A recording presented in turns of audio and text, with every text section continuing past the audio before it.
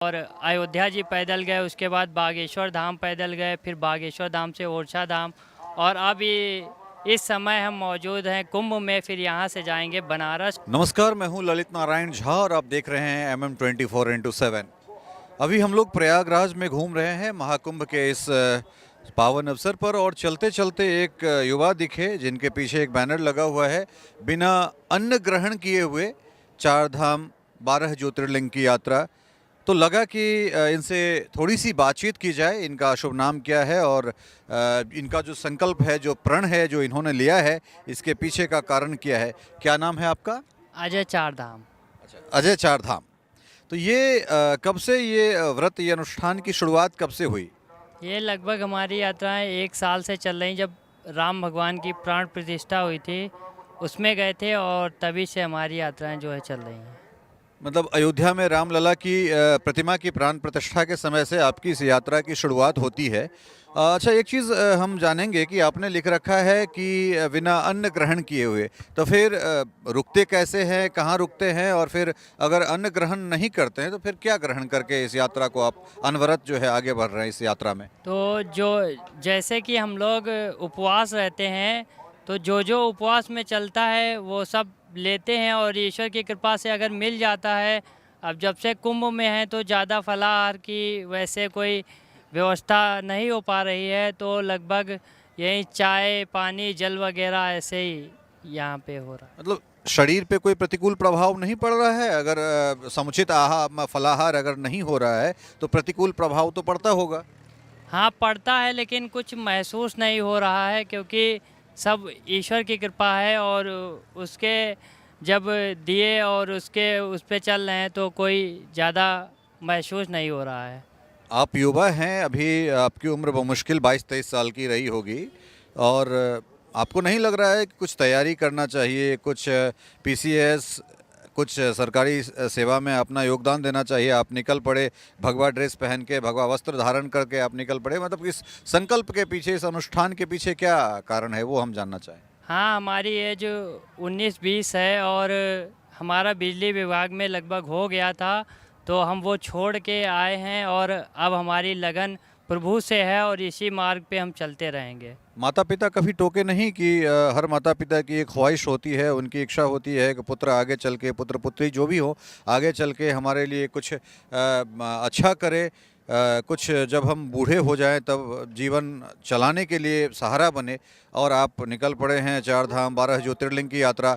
तो माता पिता कभी रोके नहीं कि इस मार्ग पे नहीं जाना है, नहीं चलना है? नहीं, माता पिता शुरू में समझाए कि घर बैठ के या ऐसे भी पूजा और आराधना कर सकते हो, लेकिन जब उन्हें बताया कि हम ये करेंगे, तो हमारा पूरा परिवार, भाई बहन माता पिता सब हमें बहुत ज़्यादा सहयोग करते हैं, और हमारे साथ हमेशा तत्पर खड़े रहते हैं। अच्छा, तो अभी जो आपकी ये अनुष्ठान है, कम मतलब 1 साल कुछ दिन हुआ है वो अभी चले हुए।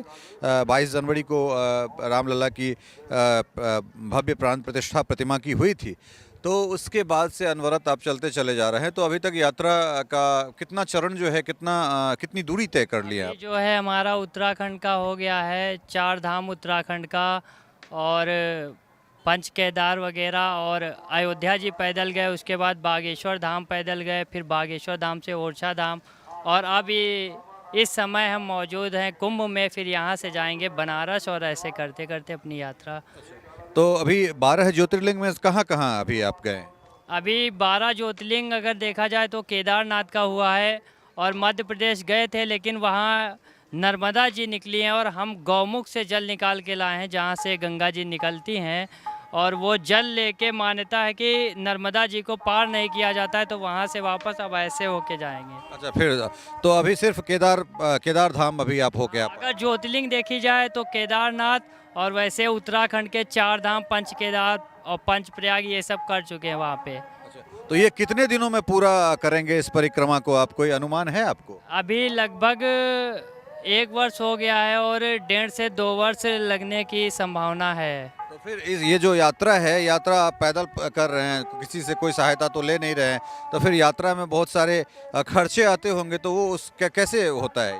खर्चे हमारे घर से जो है भेजा जाता है, और ऐसा नहीं है, कुछ लोग अच्छे भी मिलते हैं, और बुरे भी मिलते हैं, तो चाय पानी कुछ लोग करवा देते हैं, लेकिन ज़्यादा हम करते नहीं हैं, क्योंकि ऐसा माना जाता है और बड़े लोग बताते भी हैं, साधु संत, कि ज़्यादा अगर आप इस मार्ग पे निकले हो, सेवा लोगे, तो आपकी पुण्य भी कम होती है। एक तरफ जो है सनातन का झंडा है, दूसरे तरफ तिरंगा हम देख रहे हैं, देश का झंडा है। तो ये दोनों की तारतम्यता बना के चलने के पीछे उद्देश्य क्या है?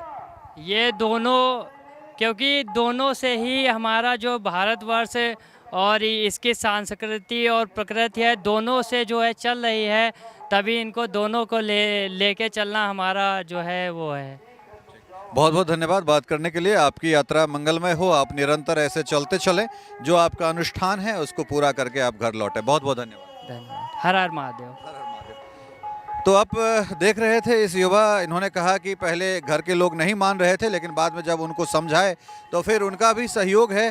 और लगातार हमारी उपस्थिति, हम लोगों की उपस्थिति तीर्थराज प्रयाग में है, और यहाँ से जो अद्भुत अलौकिक चमत्कृत अविश्वसनीय अकल्पनीय जो चीज़ें हैं उसको लेके हम लोग लगातार आप लोगों के सम्मुख आते रहेंगे। बने रहिए MM 24x7 के साथ। नमस्कार।